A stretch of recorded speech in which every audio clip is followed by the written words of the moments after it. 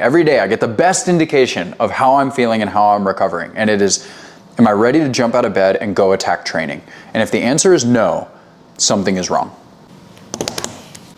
All right, welcome to a Sunday morning in the Reality household.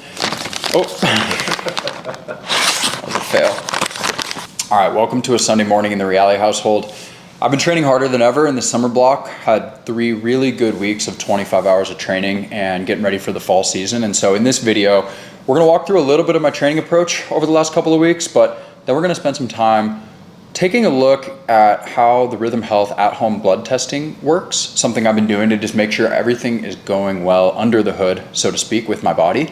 And then we're gonna talk a little bit about supplementation and nutrition approaches that I take day to day as a pro triathlete.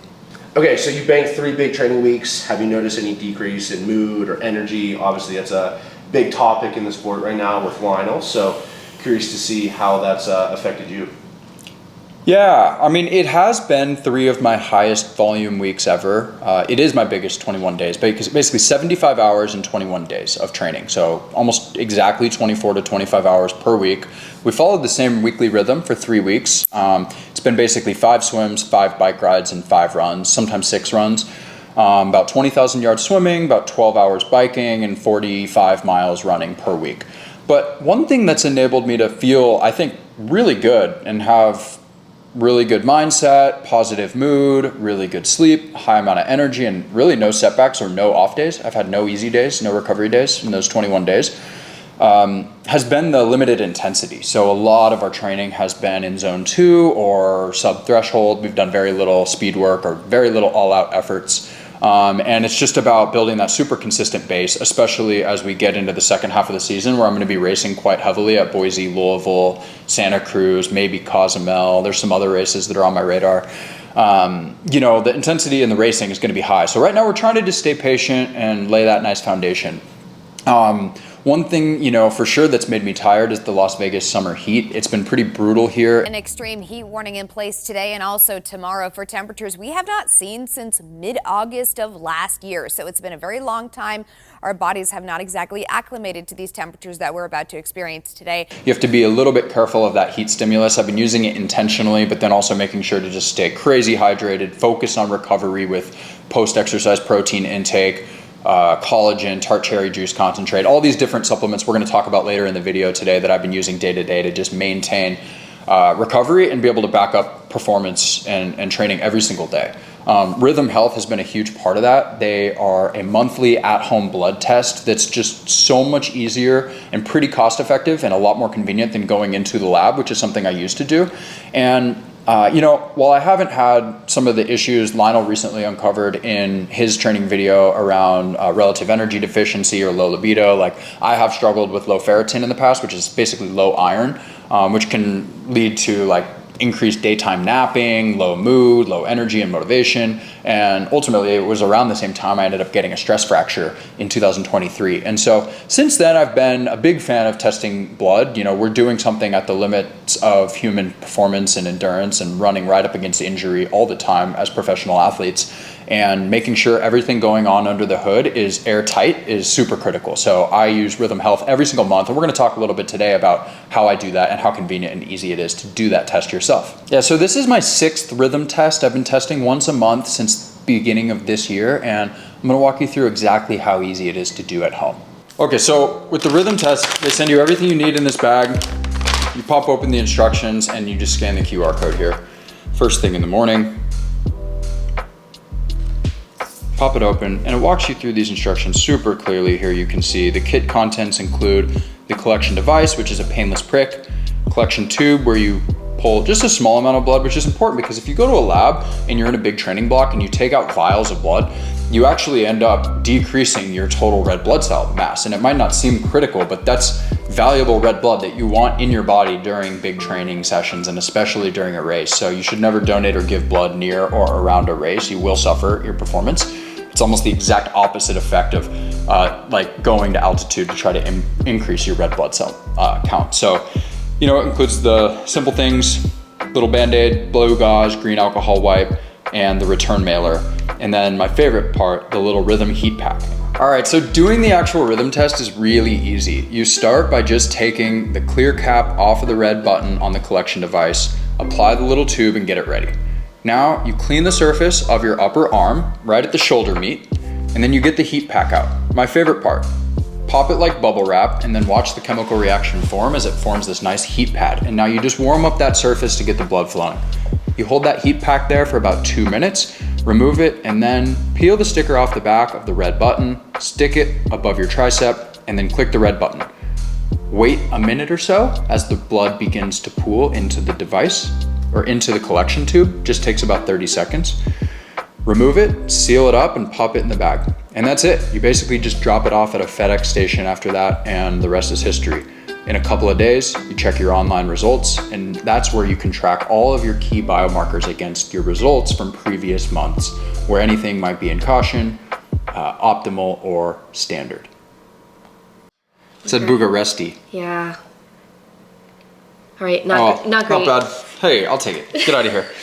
Wait, hold on. We need you that for need the rhythm. computer. Oh yeah. Okay. All right, so with the rhythm dashboard, it basically shows you everything you need. And so I've done, a bunch of different tests now. And so we can go into results and take a look at some of the key indicators. Some of the ones I like to look at, of course, are free testosterone or free T. This is a really important one. You can ignore this test because I screwed it up on March 10th. It was super early in the morning and I warmed up this arm and then I pricked this arm. And so the blood, I basically just ruined it. Not very hard. It's actually pretty hard to ruin. So impressive, but all the other data you can see here at, in February, April, May, and June now that I've tested has shown that my free testosterone is in the average or nearly optimal range, which is good. Could always be a little better, but as endurance athletes, your testosterone is usually not crazy high. And then you can also take a look here at ferritin. So ferritin is something where I used to be in the 20s or 30s, and I know some other endurance athletes have struggled with low ferritin or low iron. And so since then I've been rock solid, 113, 122, 130, 140, back down to 122. So pretty consistently high, which is great to see. And then one of the other ones that's interesting is CRP or C-reactive protein. This is an interesting one that it's an acute phase reactant produced by the liver in response to inflammation. And so it can kind of be a general indicator of just how much load are you really under in that training block. And I've noticed based on when I've taken the rhythm test day to day or week to week, that it's been sort of standard in range, so 1.3, 1.1. And then I actually tested after Oceanside when I was coming off of some sickness and some travel. It was a bit elevated, up at 2. And then I tested again in June, right before a race, and I was in a recovered state and it was super, super low. So generally a good indication of how things can be going in training. So those are just a few of the biomarkers. There's lots of other interesting ones: testosterone to estrogen ratio, albumin, creatinine, vitamin D, and others. So there's really no limits to the opportunity to test, and they also have partnerships with labs if you do want to do things like hematocrit and hemoglobin and total red blood cell counts. But yeah, this is a quick look at the dashboard and how it works. It's pretty amazing. It's all right there for you. All right, MTV style, what's in your fridge for recovery? Well, obviously when you're training hard, doing big weeks, you need to make sure you are eating healthy. And so one of the small changes I've made is just trying to increase protein intake. Obviously you can get most of that from, just eating clean meats, chicken, turkey, Greek yogurt, regular milk from almond milk. I use a little bit of both. But sometimes you need some supplementation. So I've got like a pre-made protein shake. I doubled up yesterday and drinking some leftovers. And then I got some of the, grocery store style protein. And then I got some of these protein shots on the feed too. Just kind of experimenting with just 21 grams in there? Yeah, isn't that crazy? Wow. Orange creamsicle. So, you definitely don't want that to be your main source of protein, like all this kind of what I would consider kind of junk protein. I don't know what else is in there. There's some like artificial sweeteners and stuff, but protein's protein. So I'm trying to get it in a high dose.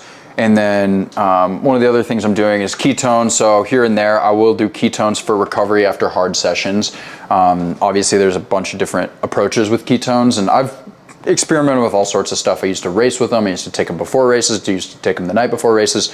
Now I've sort of resorted to just using them as a daily supplement here and there when I'm training hard. Kind of anything helps approach, I guess. Not very science driven.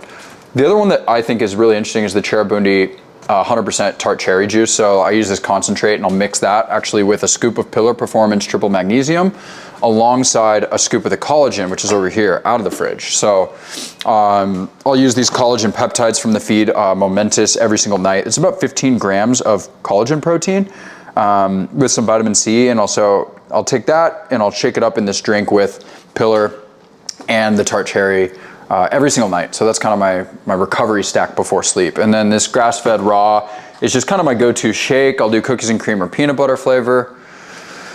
And then let's see what else is in here over the pantry. I mean, again, more sort of protein and carb heavy diet. I have tried to reduce my fat intake just a little bit. I don't know if you can tell, but no, I'm just kidding. I definitely am not a low body fat kind of guy. I think I'm around 12, 14%. You know, I'm sure there are leaner triathletes than me, but when you see Christian Blumenfeld run a 2:30 and win Ironman Frankfurt, it's definitely inspiring that you really don't have to change your body type to get to the next level. You just need to be able to train more, absorb, recover, train more, and build more muscle and build more endurance. And so those are the things I'm trying to really optimize for. I do take my weight, but I really am just doing it to make sure I don't lose weight. 163 pounds right now. I've raced at 160, I've raced at 165. So kind of right in the sweet spot. Despite eating healthier and eating more protein, I'm not really losing any weight. So maybe that's just that. Do you take any like vitamins or pills or? No. I when I had a stress fracture, I took some vitamin D and vitamin K. Lauren, my physician assistant wife, thinks vitamins are silly, which is pretty true, especially if you have a good balanced diet and you're eating your greens, eating meats, veggies, all of the above. So I eat everything and anything and everything pretty much all the time. The big thing I've been doing is cooking every single meal at home. So we are just piling up dishes constantly.